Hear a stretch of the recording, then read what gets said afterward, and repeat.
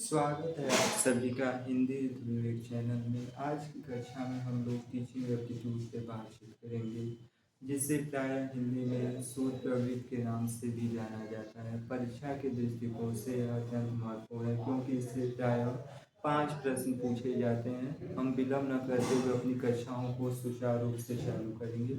सबसे पहले हम जानेंगे शोध प्रवृत्ति यानी कि रिसर्च मेथोडोलॉजी किससे कहते हैं।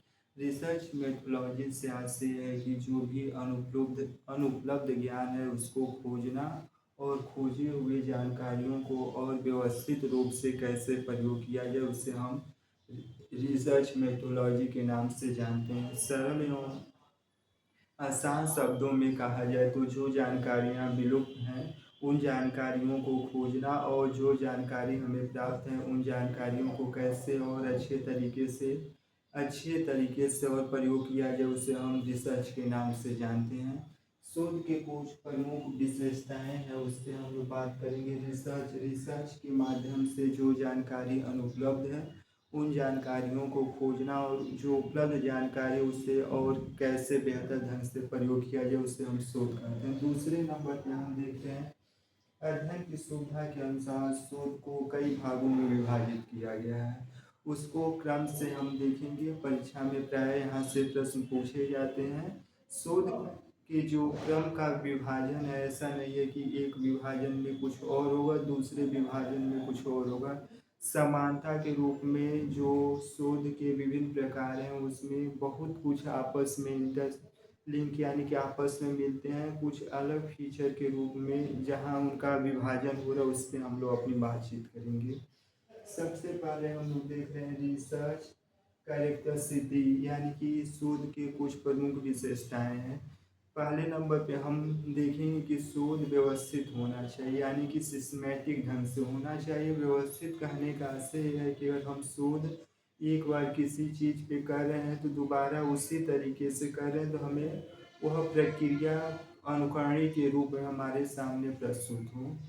उसके बाद हम देख रहे हैं ऑब्जेक्टिव लॉजिकल। ऑब्जेक्टिव का आशय है कि शोध वस्तुनिष्ठ होना चाहिए और तर्कपूर्ण होना चाहिए। शोध हमारा वस्तुनिष्ठ होना चाहिए, उसके साथ साथ तर्कपूर्ण होना चाहिए। पुनः देख रहे हैं रिपल्विक एवं जनरलाइजेशन, यानी कि शोध हम जो भी करें उसको समान से विशेष यानी कि विशेष से सामान्यकृत करना। सामान्यकृत हो विशेष से सामान्यकृत आशय कि जब भी कोविड महामारी उत्पन्न हुई थी तो दवा का जो भी शोध हो रहा था किसी विशेष लोगों पे हो रहा था, लेकिन शोध के बाद उसे सामान्यकृत किया गया। इसलिए शोध हमारा सामान्यकृत होना चाहिए। यहाँ तक तो शोध के कुछ प्रमुख विशेषताएं रहे। अब हम शोध के जो विभिन्न प्रकार हैं उस पर हम लोग अपनी बातचीत करेंगे। सबसे पहले हम देख रहे हैं डिस्क्रिप्टिव रिसर्च, जिसे प्रायः हिंदी में वर्णनात्मक अनुसंधान कहा जाता है। डिस्क्रिप्टिव रिसर्च का आशय है कि जो इतिहास में घटनाएं घटित हुई हैं उसको वर्णन करने के रूप में प्रयोग किया जाता है। इसे हम डिस्क्रिप्टिव रिसर्च के नाम से भी जानते हैं। दूसरे नंबर पे एक्सपोजिटरी या व्याख्यात्मक अनुसंधान। व्याख्यात्मक अनुसंधान से आशय है कि जो भी इतिहास में घटनाएं घटित हो गई थी तो उसे हम डिस्क्रिप्टिव रिसर्च कर रहे थे, लेकिन उन घटनाओं को और व्याख्या के रूप में और जानकारी इकट्ठा करना उसे हम व्याख्यात्मक अनुसंधान के नाम से जानते हैं। उसके बाद हम देख रहे हैं एक्सपेरिमेंटल रिसर्च, जिसे प्रायोगिक अनुसंधान कहते हैं। यह अनुसंधान मुख्य रूप से देखा जाए तो प्रयोगशाला में होता है। इस विधि के दौरान यानी कि प्रयोगशाला अनुसंधान जिसे एक्सपेरिमेंटली रिसर्च के माध्यम से हम जो भी वेरिएबल है आपस में इंटरचेंज कर सकते हैं, यानी कि आपस में अदला बदली कर सकते हैं। मैनिपुलेट जिसे कहा जाता है। प्रायोगिक अनुसंधान में जो भी कारक हैं उसको हम आपस में अदल बदल सकते हैं। इसे वेरिएबल को प्रायः मैनिपुलेशन किया जा सकता है, उसे हम प्रायोगिक अनुसंधान कहते हैं। मुख्यतः प्रयोगशाला में होता है। इसमें प्रायः जो कारक हैं उसको आपस में इंटरचेंज किया जाता है।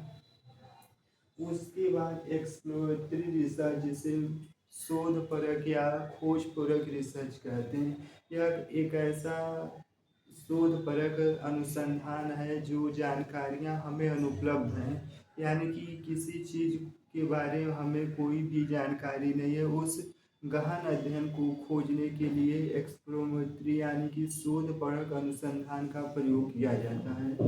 उसके बाद हम देख रहे हैं व्यवहारतः अध्ययन। व्यवहारतः अध्ययन का आशय है कि यह एक प्रकार का ऐसा अनुसंधान जिसके माध्यम से हम किसी प्रकार की पूर्ण कल्पना या हाइपोथेसिस का प्रयोग न करके आपसी समझ और व्यवहार के माध्यम से उसका कोई निष्कर्ष निकालने का प्रयास करते हैं, उस पर कुछ खोजने का प्रयास करते हैं, उसे व्यवहारतः अनुसंधान के नाम से भी जानते हैं। पुनः देखेंगे प्रत्यक्षवाद और उत्तर प्रत्यक्षवाद, दोनों में कुछ बिंदुओं पे लेके सहमति है और कुछ बिंदुओं पे असहमति है। प्राय यहाँ से प्रश्न पूछे जाते हैं। प्रत्यक्षवाद से आशय यह है कि जो हमारी नेत्रों के द्वारा यानी कि जो भी हमारी ज्ञानेंद्रियाँ हैं उसके द्वारा हम अगर कुछ चीज़ देख रहे हैं, महसूस कर रहे हैं, उसे देख रहे हैं या महसूस कर रहे हैं, उसे हम प्रत्यक्षवाद के नाम से जानते हैं। यानी कि जो जिस रूप में हमें दिख रहा है उसे स्वीकार करना ही प्रत्यक्षवाद कहलाता है। जबकि उत्तर प्रत्यक्षवाद जिसे पोस्टिज्म के नाम से जाना जाता है, इसमें कहा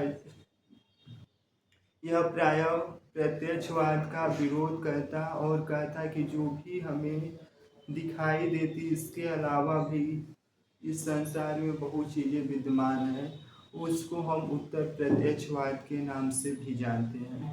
एग्जाम्पल के रूप में हम देखें तो जो भी बाह्य नेत्रों के द्वारा हमें स्पष्ट रूप से नहीं पता चलती, तो वह उत्तर प्रत्यक्षवाद अपना तर्क देते हैं कि इसके अलावा भी बहुत कुछ धरती पर विद्यमान है, लेकिन हम हमारी एक ज्ञान इंद्रियों के सीमित दायरा की वजह से हम बहुत सी चीज़ें के बारे में जानकारी नहीं प्राप्त करते, उसे उत्तर प्रत्यक्षवाद के नाम से जानते हैं।